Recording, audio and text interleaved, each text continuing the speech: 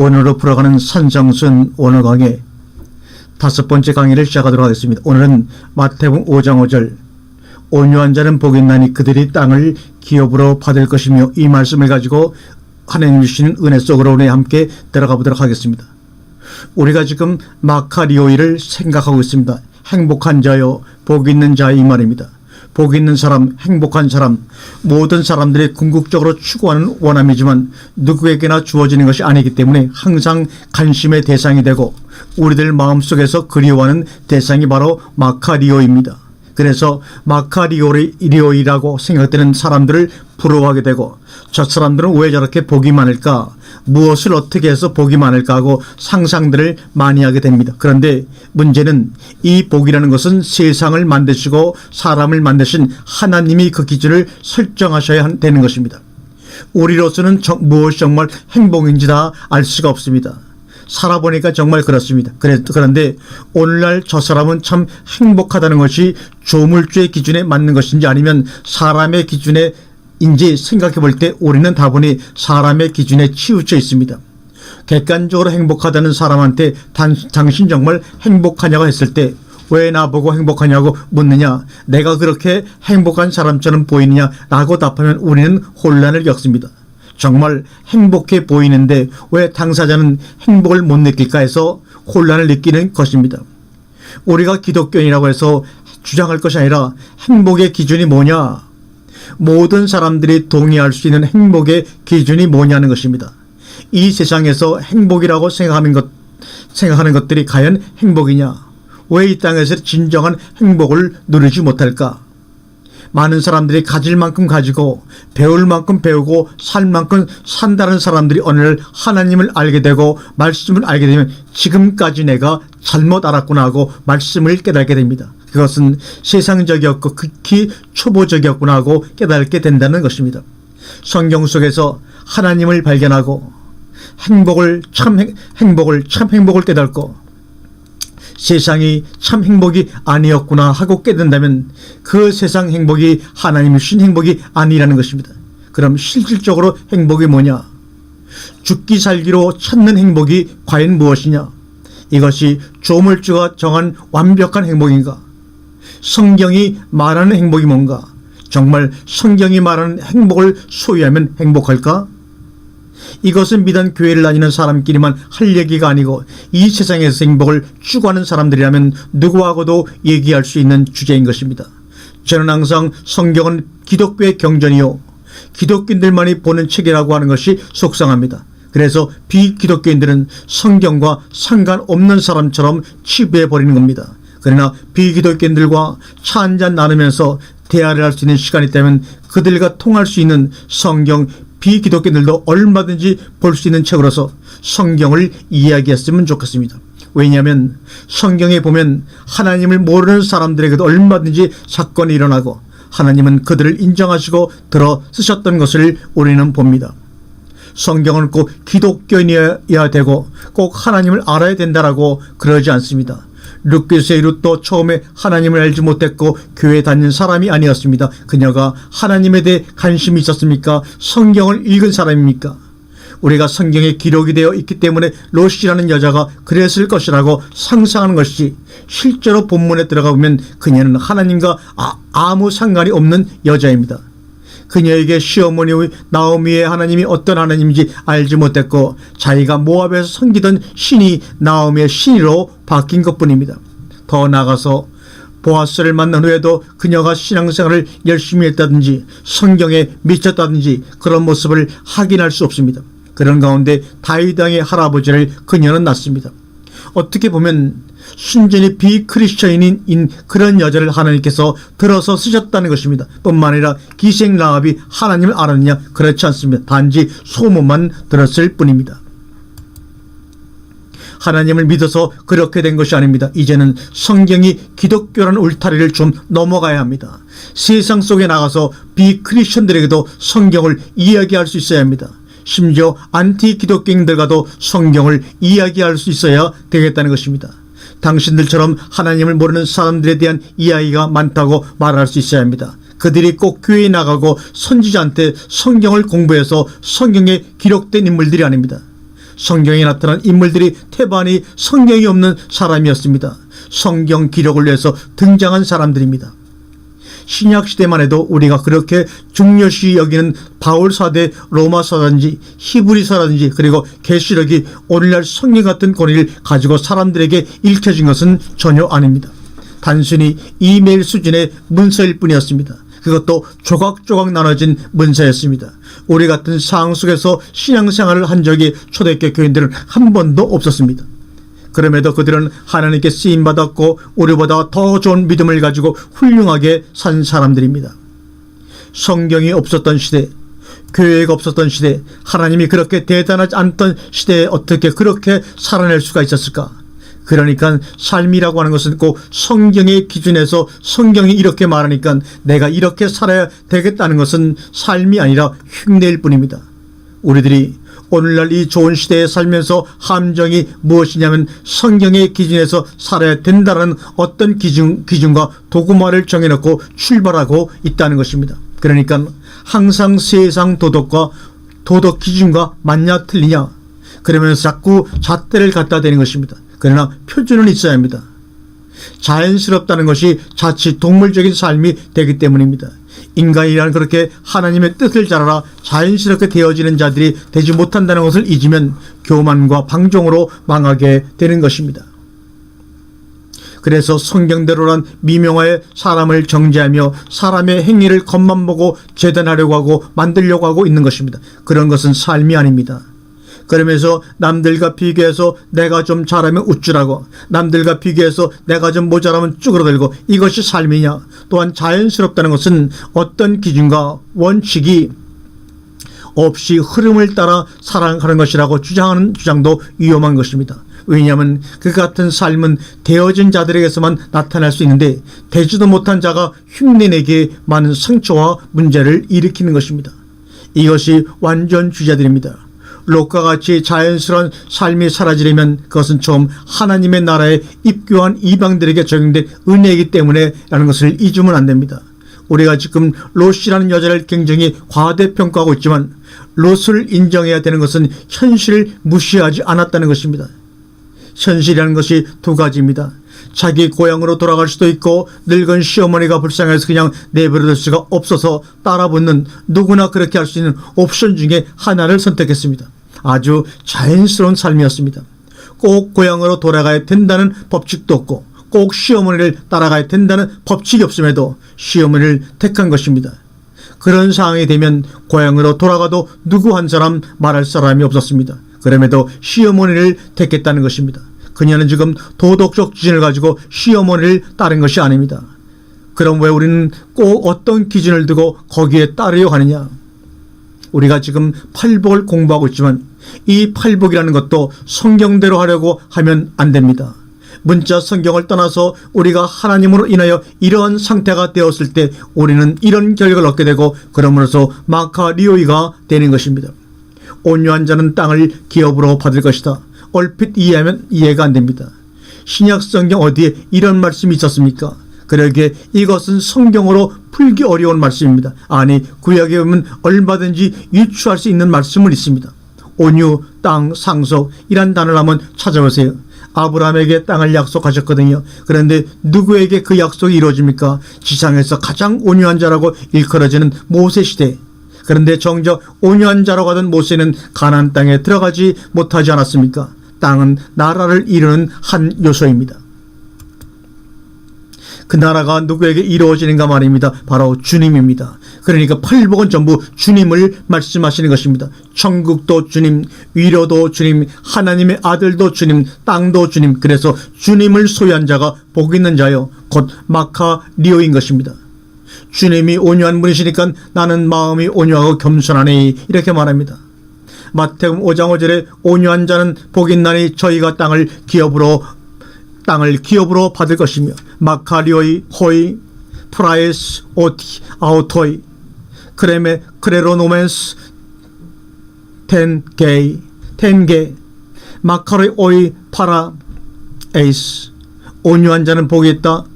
아우토이 크레로노멘스 신 텐게 세상에서는 투기를 해야 땅을 차지하지 온유한 자, 양보하고 포기하고 있는 사람이 병신처럼 있는 자가 어떻게 땅을 차지하느냐. 자꾸 문자적 성경이란 기준잣대에 나를 맞추려고 하지 말아야 합니다.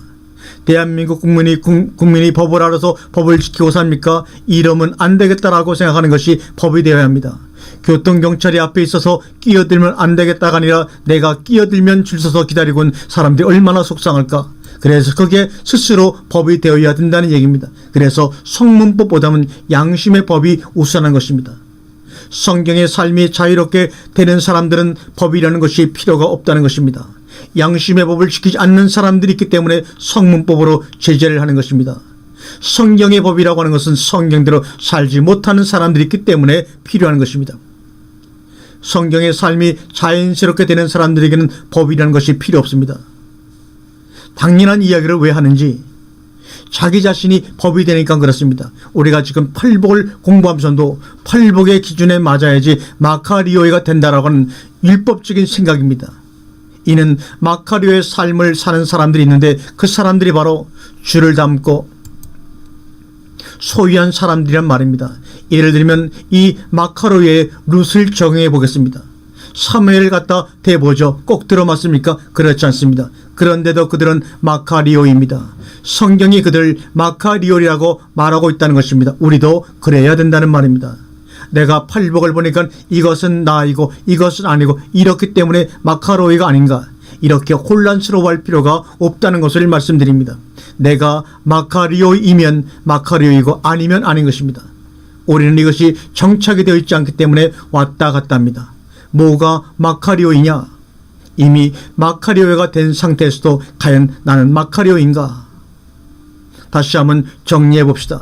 심령이 가난한가? 애통하고 있는가? 온유한가? 의에 줄이고 목말라는가? 그렇게 해서 나를 마카리오로 만들어 가보려고요. 그런 기준을 위해 팔복을 말씀하신 것이 절대로 아닙니다. 마치 갈라디아서 5장 22절과 23절의 성령의 열매에 대한 이야기와 같은 것입니다. 그것은 그런 성령의 열매를 맺자가 아니라 그런 열매가 나타나는 것을 보고 성령의 열매인지 아닌지를 구별하는 의미로 주어진 말씀인 것입니다.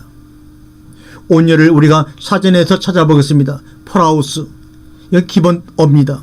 온유한, 겸손한, 온순한 이런 말입니다. 영어로 미크입니다. 나는 마음이 온유하고 겸손하니 나의 멍에를 보고 메고 나를 내게 배우라. 그러면 너희 마음이 쉼을 얻으리니 하면서 예수님은 본인의 마음이 온유한 마음이라고 말씀하고 있습니다. 거기서 나는 온유하고 겸손하니 거기서 프라우스가 나옵니다. 나의 멍에를 메고 내게 배우라. 그러면 너희가 쉼을 얻으리니, 쉴 곳이 있기 때문에 그 쉴 곳을 만들기 때문에 그 쉴 곳을 형성하기 때문에 그 땅이 쉴 곳이 된다는 말입니다. 안식한 곳이 되는 것입니다. 왜요? 땅이라는 곳은 수고하고 무거운 짐진 자들이 사는 곳이기 때문입니다. 수고와 괴로움이 있는 곳이 땅인데 그 온유한 자들이 나타나면 그것이 그들이 쉴 곳이므로 그 땅으로 하여금 쉴 곳을 만들어 가기 때문입니다. 마태복음 21장 5절에 시온의 딸에게 이르기를 내 왕이 내게 이르기를 그는 겸손하여 나귀 곧 멍에 매는 나귀 새끼를 탔다라고 말합니다. 나귀 새끼가 도대체 무엇을 상징하느냐? 멍에 매는 짐승입니다. 우리 여기 보면 히포지기온입니다. 히포지기온. 이거는 전치사 히포와 지고스라는 단어가 합해져서 히포지곤이 만들어졌습니다. 지고스란 말이 무슨 말이냐? 멍입니다. 멍에. 그러므로 이 히포지견은 멍에 아래에 있는 짐승, 짐 나르는 짐승, 나귀를 의미합니다. 멍에 아래 있는 뜻으로 그 말은 뭔가를 지고 가는, 항상 짐을 지는 그런 뜻입니다. 그래서 나귀는 꼭 짐을 실어야 됩니다. 등에다가 짐을 잔뜩 실어놔야 기분이 좋은 것이 바로 나귀입니다. 주님이 당신 자신을 나귀에 비유해서 상징하고 있는 것입니다. 나귀 등에 타면 편하죠. 힘을 쓸 것도 없고 걸어갈 것도 없어요. 나귀발이 대신 걸어가 주니까요. 베드로전서 3장 4절에 오직 마음에 숨은 사람을 온유하고 안정한 심령에 썩지 아니할 것을 알아. 이는 하나님 앞에서 값진 것이냐고 말합니다. 마음에 숨어있는 사람, 이 숨어있는 사람이 누구입니까? 바로 속사람입니다. 그리스도가 함께 하시는 새로운 나입니다. 그런 자는 기업을 받습니다. 그 기업이 세상의 땅이 아닌 하늘의 기업이란 차이는 있지만 프라우스는 신약 성경에서 이것이 전부입니다. 여기서 땅을 기업으로 받을 것이다가 어디하고 연관이 있느냐 잘 생각하라는 얘기입니다. 시편 22편 26절에 겸손한 자는 먹고 배부를 것이며 여호와를 찾는 자는 그를 찬송할 것이다. 너희 마음은 영원히 살쩌다. 겸손한 자는 먹고 배부를 것이라고 말하고 있습니다. 시편 25편 9절에 온유한 자를 공의로지도 하시고 온유한 자 입에 그 도를 가르치시며, 이 말씀은 시편 37편 11절에서 온 말씀입니다. 오직 온유한 자는 땅을 차지하며 풍부한 화평으로 즐기리로다. 그러나 주의 저주를 받는 자는 끊어지리로다고 말씀하고 있습니다. 시편 30편 29절에 의인이 땅을 차지하며 거기 영영이 거하리로다. 시편 30편 34절에는 여호와를 바라고 그 도를 지키라. 그리하면 너를 들어 땅을 차지하게 할 것이다. 시편 37편이 대체로 땅을 차지하는 오늘 본문에 대한 말씀입니다. 따라서 온유하다는 말이 뭐냐? 이게 바로 복받았다는 말입니다. 우리가 여기서도 생각해야 될 것은 땅을 기업으로 받을 것이기 때문에 복받은 자가 아니라 온유한 자들이기 때문에 그 자체가 바로 마카리오입니다. 그 뒤에 가서 땅을 상속받을 것이라는 나중의 문제입니다. 우리가 이럴 수 있다는 것 자체가 복입니다. 그러나 세상에서는 대한민국 사람이면 가능성 1%만 있어도 내가 어떻게 판교에 아니면 서초동에 아파트 하나 장만할 수 있을까? 어떻게 당첨이 되나? 온통 거기에 관심이 쏠려 있습니다. 집이 없어서 살고 싶어서가 아니라 당첨만 되면 프리미엄을 남길 수 있기 때문에 그러는 것입니다. 그런 사람들이 세상에 드는 땅을 차지하는 것입니다. 그런데 그 사람들이 다 온유한 사람들입니까? 앞으로 어떤 사람들은 판교에 분양받았어요, 참 복받았네요, 그럴 것입니다.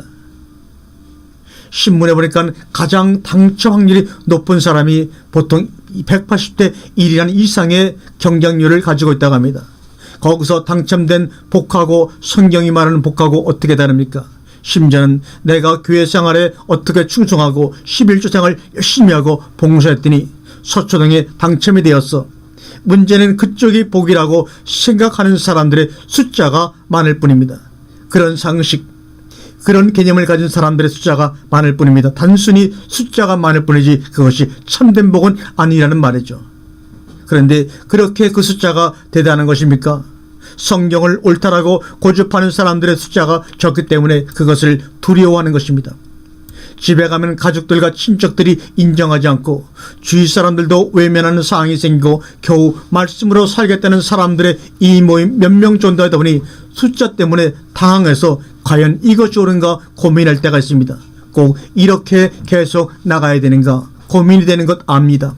그게 모두 인간의 본능적인 숫자 때문입니다.